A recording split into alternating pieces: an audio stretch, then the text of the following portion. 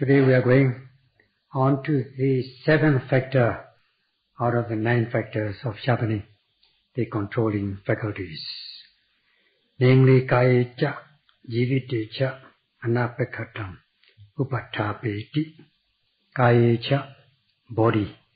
That means one's own material body. Jivi, life. Jivita, life. Life can be of 2 things, material life and mental life.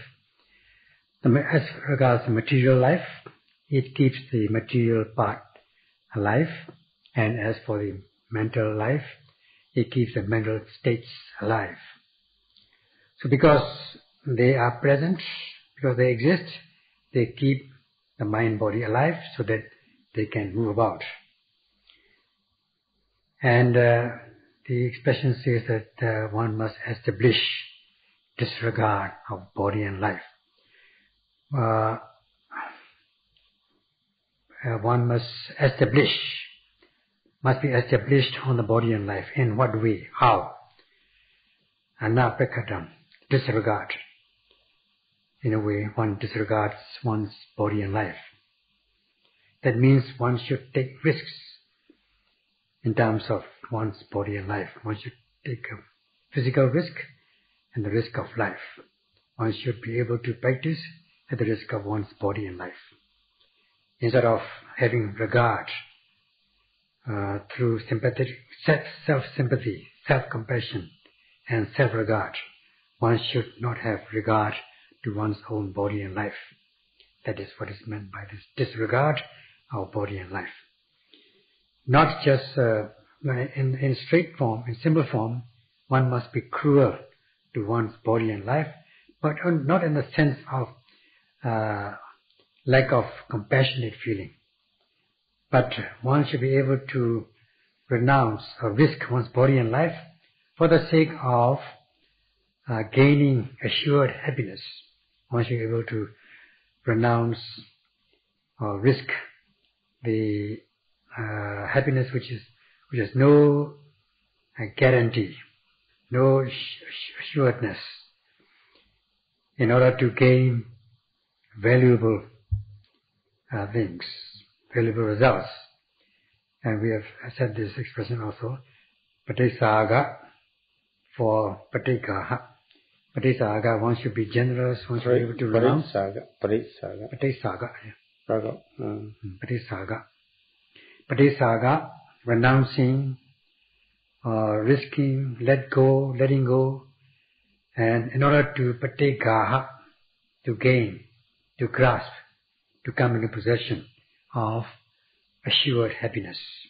Hence, this practice by establishing disregard of one's body and life. Disregard, having regard. When you have regard, you think that this material on which you have regard, good regard, you think that they are quite valuable, you think in the wrong way. Because you don't want to lose it, you're concerned about your own body, the physical pain, and numbness and things like that. And finally, you are concerned about your life. Such is the acts of cowardliness. Now, what is repulsive in the body? To observe one's body as miserable, so that if one sees one's own body as miserable, there will be no regard for one's own body. If one considers one's body as pleasurable, as a mass of pleasure, a mass to be, a thing to be attached, then one will have regard to one's body. There will be no disregard to one's body. Like when you are looking at a rotten corpse, then who will have regard to this kind of thing, a rotten one, a dead body? Now when the body has both this material life and mental life,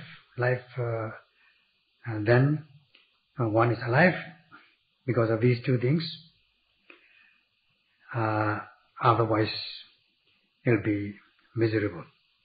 There are 32 parts of the body, as given in the text, beginning with the hair of the head, hair of the body, nail, skin, and bones and things like that. They are all, when you look at them, you will find them as repulsive, ugly. As a whole, as a united thing, as a whole, as a combined thing, they look pleasurable when they are in one piece. But when you divide them, dissect them into parts, in this case 32 parts, such as the hair of the head, hair of the body, and so on, they will be seen as repulsive, ugly, miserable, undesirable. More so are the results of seeing, hearing, tasting, touching. If one has no control over one's own senses, there will be likes and dislikes. All these things are mental impurities. And likes and dislikes about desirable and undesirable objects. And as regards neutral objects, not knowing the true nature of the object observed, one will become deluded, cloudy, and ignorant, not knowing. Unknowing in a simple way, and knowing wrongly. All these things are more disgusting, more repulsive than one's own body, as we have mentioned, if we divide them into 32 parts. More repulsive, more disgusting, more ugly than our own body. So, hence they are more repulsive, such as seeing, hearing, tasting, touching. If one has no control over these things, every time these objects come into the six sense doors, as much as you are not mindful and forgetful, pamada, and leave your mind uncontrolled, they will become more repulsive, more ugly. On a 4-time basis, 100%, they will be repulsive, ugly, and undesirable. In the case of one's own body, it is normal repulsiveness, normal ugliness, normal misery. But especially when you are not able to control yourself and not being able to be mindful of every arising and allowing kilesas, such as craving and aversion, to enter your stream of consciousness, they will be more inferior, more disgusting, more repulsive. So, observing them one will not wish to hang on to these things. And how should one observe? Consider. One should observe as though these things are not your concern, not concerned with you, not associated with you. They don't belong to you, such as the rotten dead body. Who will have regard? Who will like to possess such a rotten dead body? Nobody will have regard to this. Hence, one should have disregard. One should establish disregard of body and life.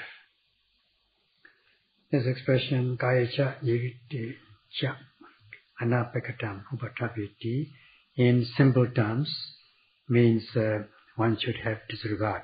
One should not have regard to one's own body, such as one should not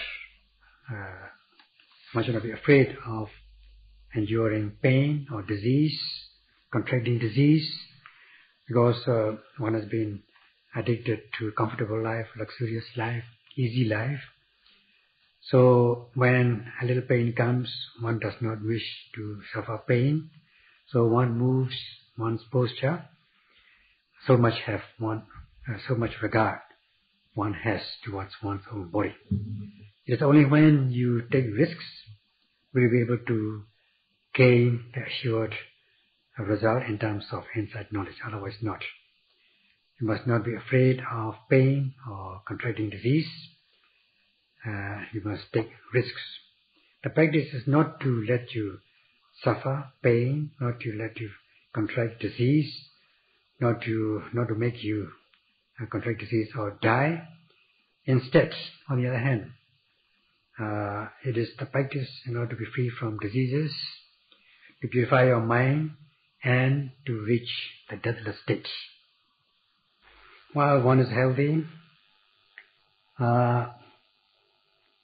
this impure body must be made to good use in order to gain assured happiness in terms of the Dhamma essences of the Dhamma, and one should be able to extract the essences out of this impure body in a timely manner. Just like when you're recycling things from trash and rubbish, like the waste papers, plastics and glass and things like that. All these things are separated out into their own different kinds. Then you recycle them in the special machinery factories, so that they don't go waste, they don't go into the earth, to the ground. Instead, they will be recycled into a valuable treasure, valuable thing. This is the nature. In this nature, one should be able to make use of this trash-like body in order to extract the Dhamma treasure in a timely manner, without any regard to one's own wretched body, in order to gain assured result. Not to let you. This practice is not to let you suffer pain or contract disease. Regarding this bhata jivitecha anapakatam upatapiti, without regard to one's own life, it's been given in the text,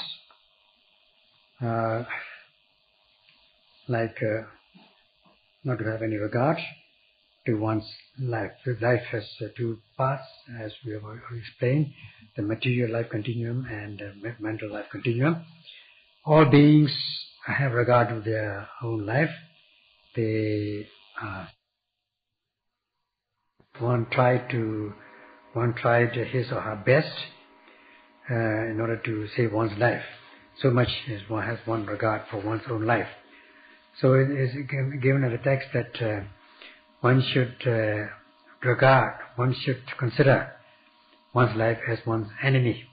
In what way? Enemy has no regard for your prosperity, for your success.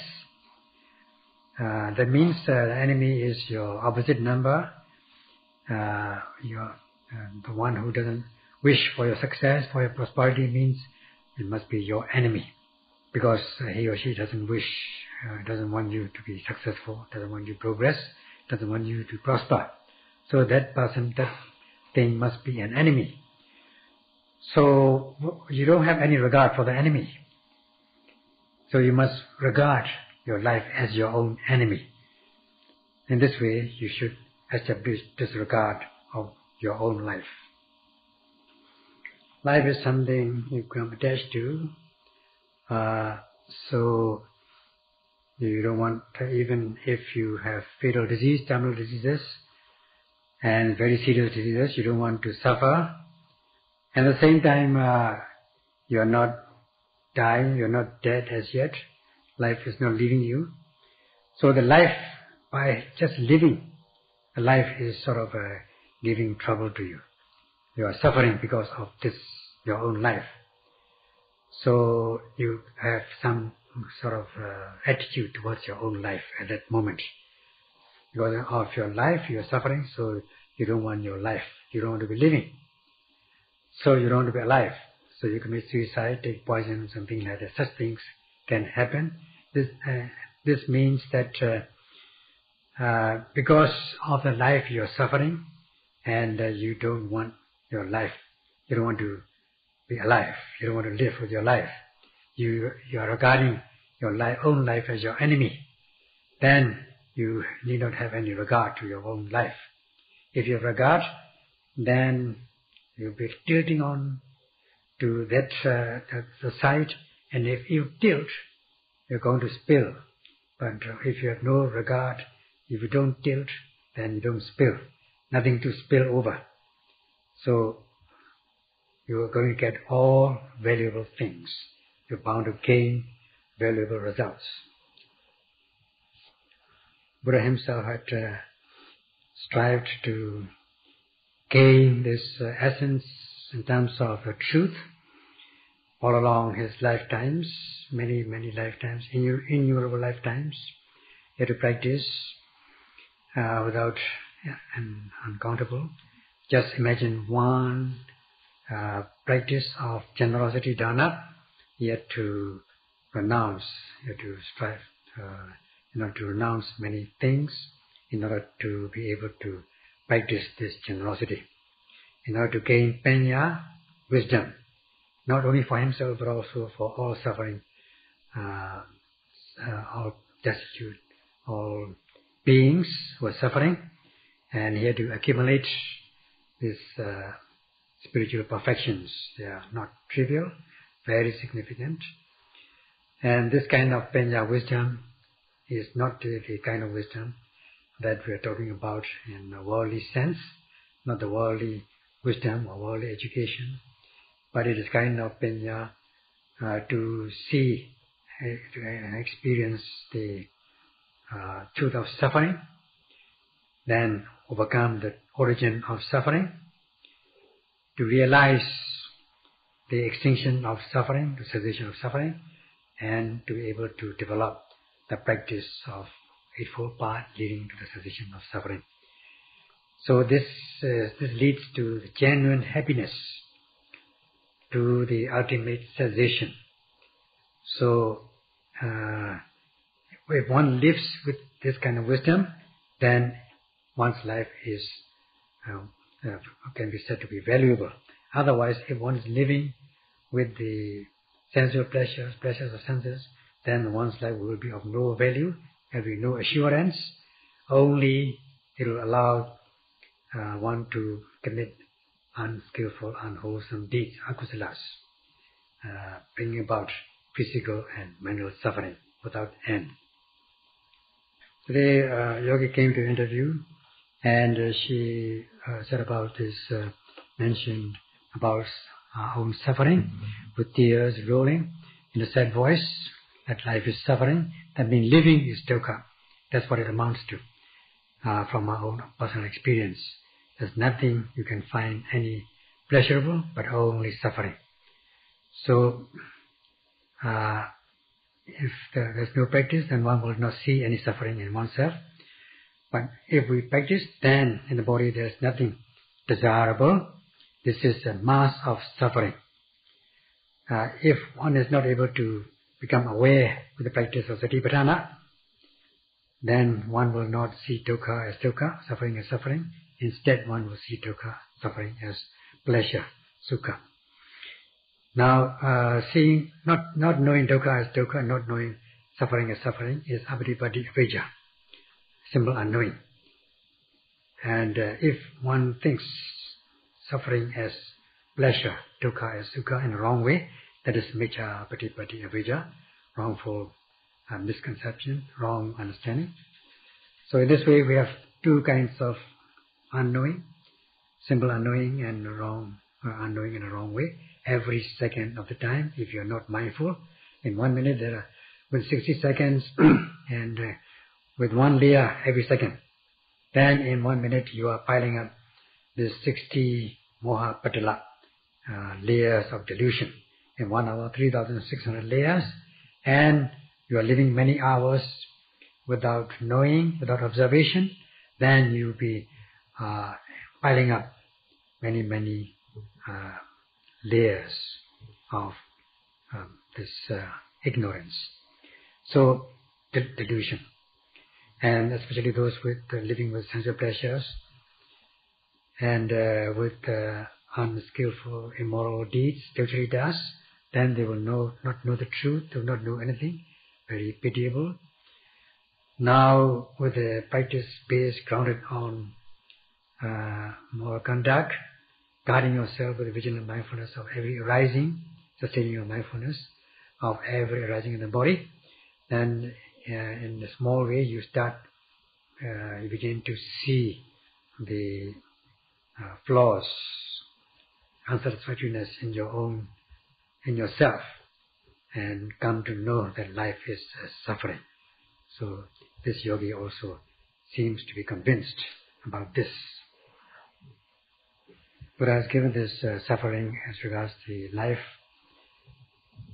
and this yogi said before, previously she didn't understand. Now she started to understand this, and she said it very clearly, and it's quite satisfactory the way she presented. In this regards, Sayadaw has this Buddha's exposition, the Desana, which came to his mind. That is, at one time, one Devata approached the Buddha and asked three questions. So, first question was, Venerable Sir,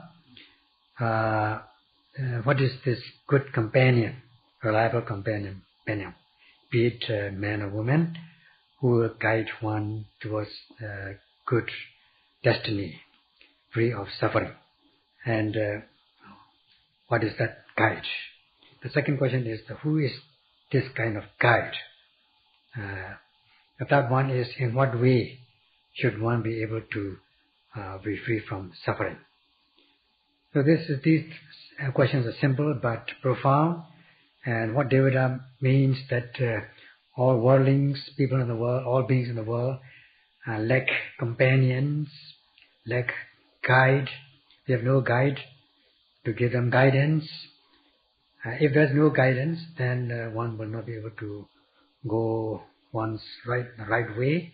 Just like a person who is born blind will not, even if one goes one way, if one walks one way, one will not be able to reach the desired destination. Instead, one may land into trouble. So, hence these questions. As for the first one, the Buddha answered that the companion, the true companion, which can guide you to assured prosperity, to a good place, is saddha, faith and confidence. Now, regarding faith and confidence, the object of faith must be correct. It must be genuine. The object of faith must be the possessor of compassionate feeling and wisdom. Then only the object of faith will be the real genuine one. His or her speech or admonishment will be correct and will be beneficial. Such as if one good begets good, bad begets bad. Such as preaching that Dhamma is one's own property. If one does good, one will become good, and if one does bad, one will suffer. And actions, good or bad, are one's own properties. So this kind of admonishment, giving such admonishment, must be the right person, must be the right object of faith. So if the object of faith is genuine, then one will come to acceptance, and such is faith and confidence. Faith and confidence means one comes to acceptance and confirmation. So just like when you have a piece of precious stone like ruby, there's genuine ruby and fake ruby. Anything red stone cannot be a ruby. One cannot come to a confirmation that everything red is a ruby, is a precious stone.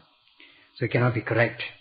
So only when ruby is genuine will one be able to have this object, the genuine object of faith.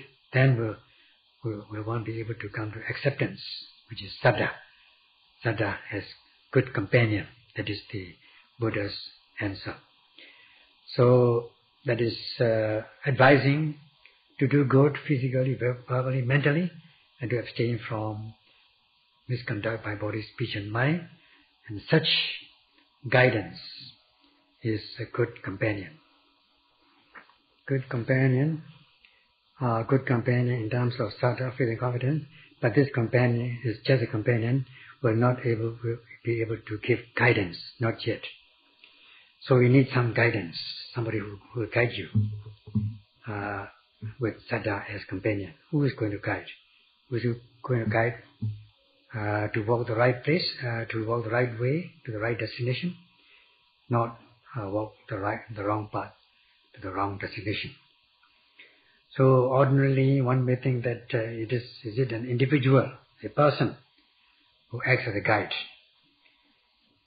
Of course, a guide in the form of a person will not be able to be with you all along, even if he or she wishes for the prosperity of your for your own prosperity, for your prosperity.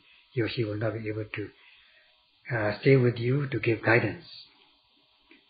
So it is your own wisdom, paññā, which will give you guidance, which is the real guide, to guide you with the basic concept of Kammasakara Samadhi, that karma is your own property, good or bad is your own property, that karma is whatever you do is your own property, whether it's good or bad. If you are doing wrong things, wrong acts will lead you wrong destination, and good acts will lead you to good destination. Such is the kind of basic concept which the wisdom will possess.